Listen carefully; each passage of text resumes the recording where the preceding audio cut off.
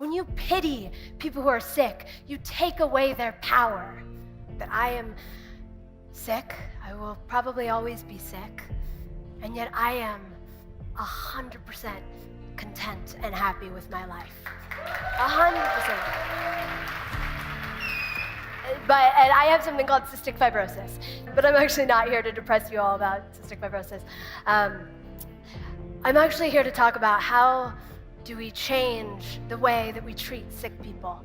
How do we stop pitying them and we start empowering them? The way that our society works, we teach sick people that when they are sick, somehow, some way, they cannot be as happy as normal, healthy people, right?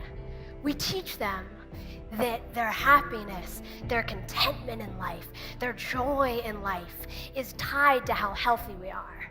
And I remember I was around 7 or 8 years old, and I was like flipping through this magazine, and there's this really beautiful picture of like this artist in like their New York loft apartment, and I'm sitting there and I look around my hospital room and I'm like, I wish I was there.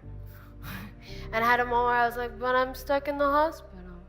And I thought, well, you know, there's a Target right down the street that has some twinkle lights and some throw pillows, and I have a room, I have furniture.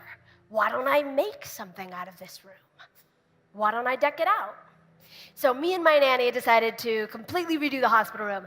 And I don't mean like just put some pictures on the wall. I mean like completely redo the room.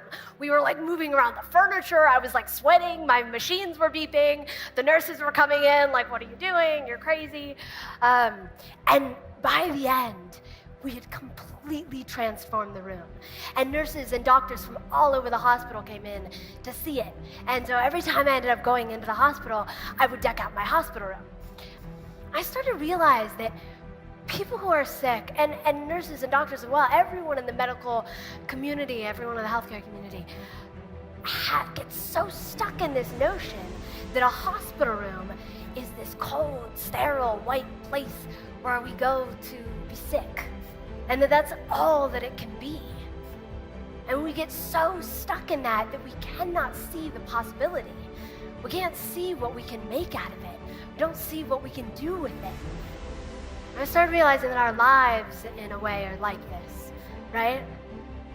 Our lives are like empty hospital rooms. We get so stuck in the idea that, oh, it's supposed to be good or bad. Oh, if we're sick, well, you know, then it's cold and it's sterile, and we just have to live with it like that.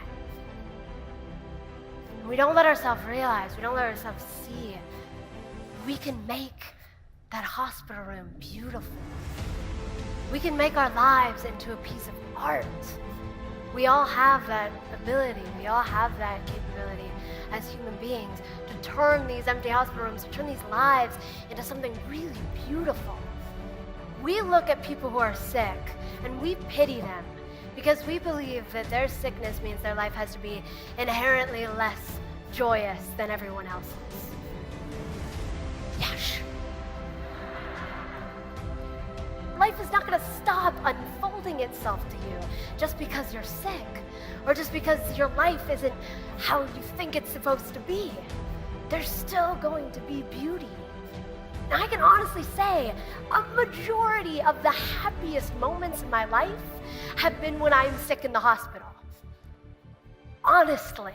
And think about the implications of that, because I have lived the kind of life that all of you spend your entire lives running from. I've been sick and dying my entire life, and yet I am so proud of my life. What does that say? No, really, what does that say about the way we're all living our lives? We're waiting to be healthy. We're waiting to be wealthy. We're waiting to find our passion. We're waiting to find our true love before we actually start living, instead of looking at everything that we have, looking at all the pain, looking at all the sadness, looking at all the beauty, and making something with that. That's how innovation happens. Innovation doesn't happen because there's some person who's in a great circumstance and everything's going well and and they just get on a roll and they make something for the world. Innovation happens, art happens because of suffering. And when we clamp down to that suffering, when we teach people who are sick, when you teach little 7-year-old me that because I'm sick, I don't have anything to give to the world, I don't have anything to create. So I want to encourage you all.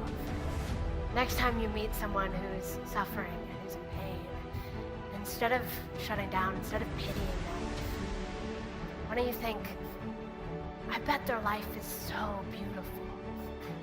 Really look at them and think, I bet their life is so complex and beautiful. We all get to be a part of this giant human epic story, right? We get to be a part of human history. We get to add to it. We have something to give.